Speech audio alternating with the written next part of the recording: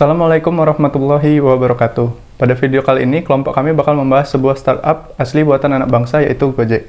Sebelumnya, apa sih yang dimaksud startup atau perusahaan rintisan itu? Startup didefinisikan sebagai perusahaan yang baru didirikan dan sedang berada dalam fase perkembangan, serta penelitian untuk menemukan pasar yang tepat. Sedangkan menurut Wikipedia, startup adalah perusahaan rintisan yang merujuk pada semua perusahaan yang masih baru atau belum lama beroperasi. Di video kali ini, kita bakal membahas lebih dalam mengenai Gojek. Mungkin teman-teman sudah tidak asing lagi sama platform layanan online yang satu ini. Gojek sendiri diinisiasi oleh Mendikbud saat ini. Siapa lagi kalau bukan Mas Nadiem Makarim.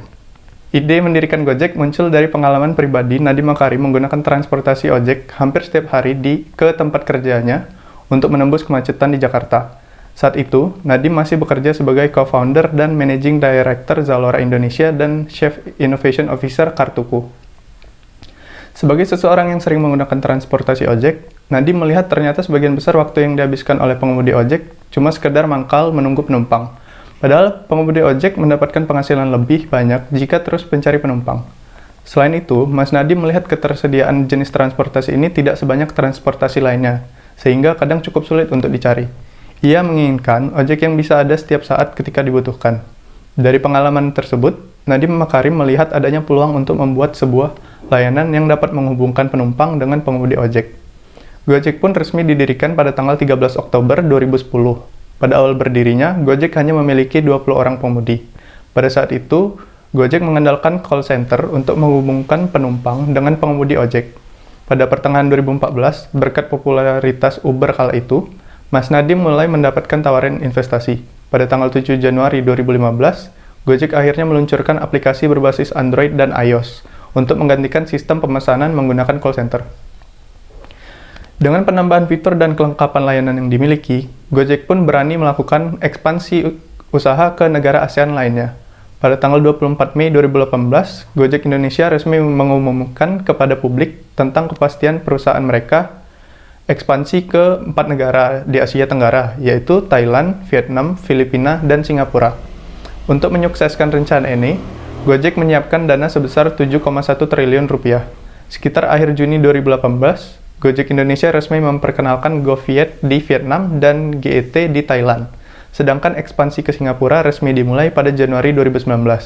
Namun, di Singapura Gojek tidak menyediakan layanan GoRide, karena pemerintah setempat tidak mengizinkan sepeda motor digunakan sebagai sarana transportasi umum, sehingga perkembangan Gokar jauh lebih signifikan di Singapura ketimbang Indonesia. Pada 22 Juli 2019, Gojek meluncurkan logo dan cara penulisan korporasi baru. Ikon barunya yang dijuluki Solve melambangkan transformasi Gojek dari menjadi layanan ojek daring menjadi aplikasi super yang menyediakan berbagai cara cerdas untuk menghilangkan kerepotan. Fokus layanan Gojek tidak lagi pada kendaraan roda 2 saja. Inilah yang mendorong perusahaan Gojek untuk mengganti logonya. Jika dulu mereka menggunakan logo pengendara motor dengan ikon sinyal di atas helmnya, kini Gojek menggunakan logo yang jauh lebih sederhana. Logo baru bernama Solve ini digambarkan dengan lingkaran tak sempurna dengan titik pada bagian tengah. Nama Solve sendiri diambil dari kata solve yang artinya menyelesaikan. Gojek merasa ini sesuai dengan misi mereka, yaitu menjadi aplikasi super yang bisa menyelesaikan berbagai masalah pelanggan. Dengan perubahan logo ini, Gojek menggaungkan semangat baru bagi perusahaan. Sekarang ini, Gojek bukan lagi sebuah perusahaan rintisan kecil, melainkan sebuah perusahaan dengan valuasi yang sangat besar. Dengan ekspansi usahanya sampai ke negara Asia Tenggara lainnya, di Indonesia sendiri, Gojek sudah beroperasi di 167 kota dan kabupaten yang tersebar dari Sabang sampai Merauke. Gojek yang ide awalnya hanya penyedia layanan ojek online dengan call center, kemudian dengan kemajuan perkembangan internet sekarang menjadi aplikasi super yang menyediakan kebutuhan layanan sehari-hari yang sangat lengkap.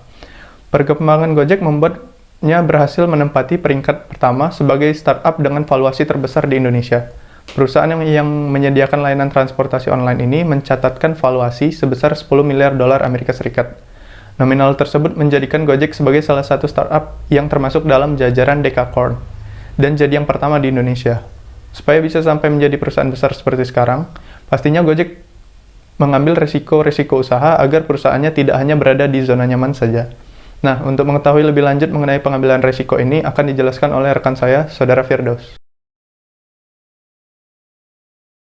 Terima kasih. Selanjutnya, saya akan menjelaskan mengenai tantangan dan resiko yang dihadapi oleh Gojek. Tantangan merupakan suatu hal atau bentuk usaha yang memiliki tujuan untuk menggugah kemampuan dalam mengembangkan organisasi. Dalam analisis kami, terdapat 4 tantangan yang dialami oleh startup Gojek. Yang pertama, pengembangan organisasi, berupa pembukaan cabang baru dan ekspansi ke luar negeri yang menyebabkan butuhnya sumber daya manusia yang berkualitas guna mengelola organisasi. Yang kedua, meningkatnya kebutuhan masyarakat yang menyebabkan Gojek membuka layanan lain seperti layanan keuangan, pembayaran digital, dan sebagainya. Yang ketiga, persaingan yang semakin ketat dengan munculnya aplikasi sejenis yang memberikan layanan yang sama seperti Grab, Maxim, dan lain-lain. Keempat, kolaborasi dan hubungan antara perusahaan swasta lainnya dan pemerintahan harus dijalankan dengan baik agar tidak terjadi miskomunikasi dalam pengelolaan startup Gojek. Selanjutnya, resiko.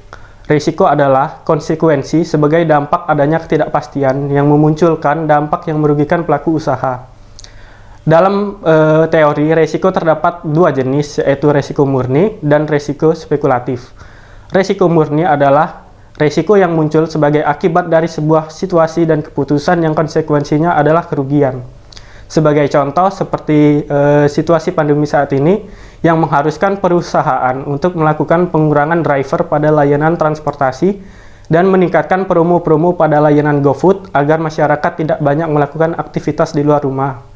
Yang kedua, selain itu kecelakaan kerja merupakan risiko utama layanan transportasi Gojek.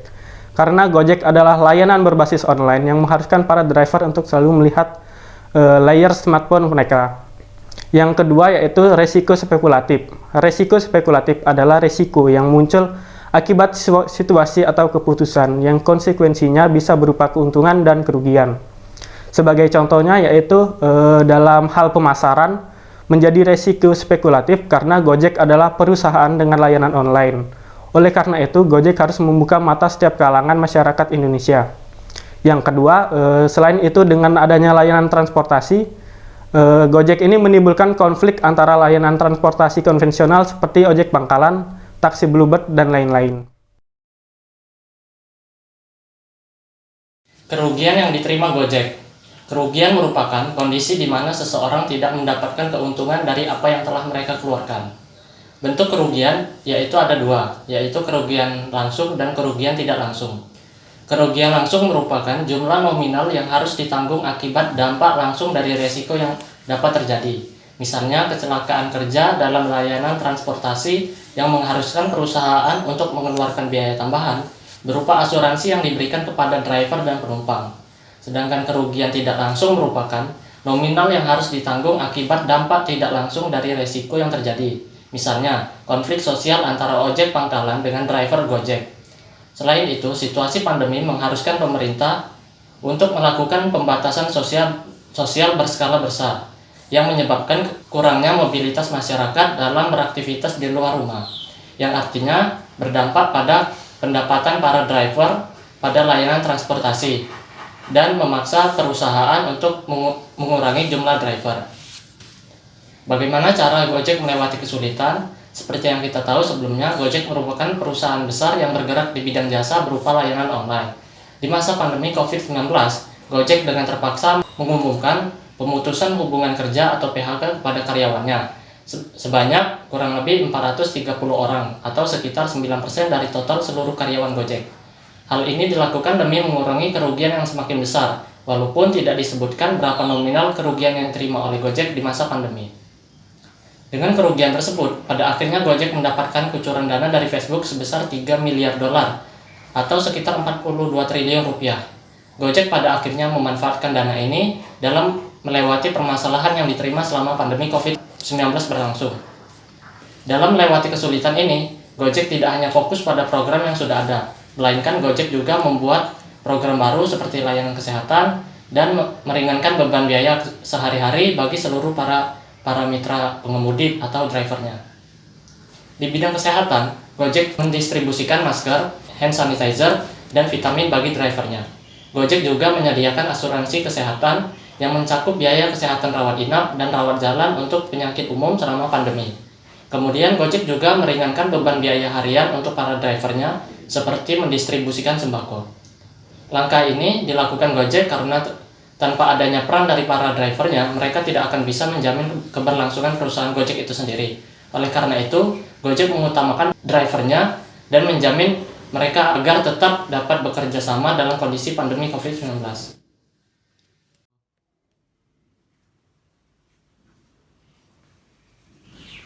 Selanjutnya saya akan menjelaskan mengenai strategi. Strategi adalah pendekatan secara keseluruhan yang berkaitan dengan gagasan, perencanaan, dan eksekusi sebuah aktivitas dalam kurun waktu tertentu.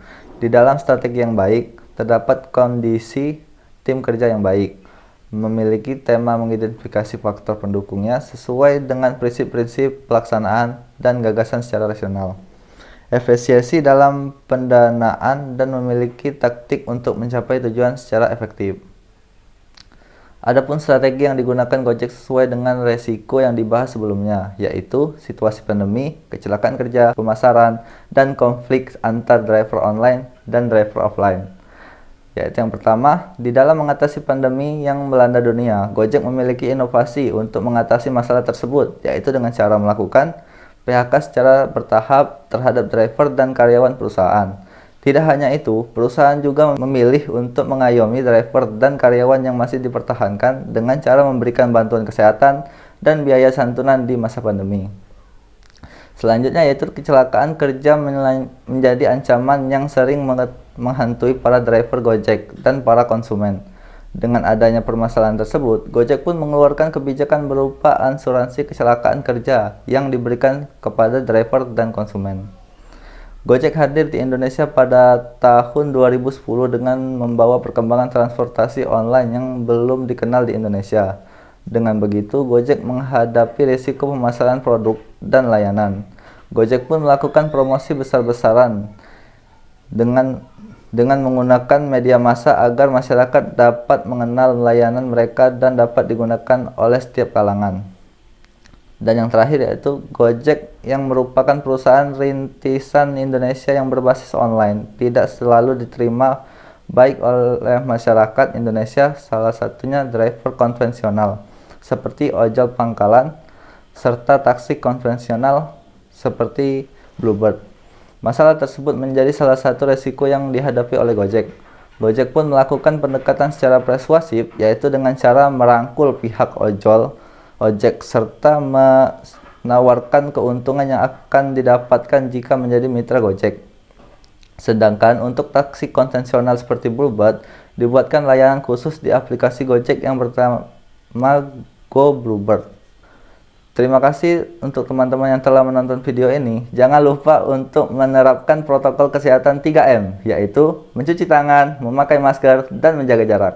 Serta jangan lupa like jika kalian suka video ini dan share jika bermanfaat. Kami akhiri, wassalamualaikum warahmatullahi wabarakatuh.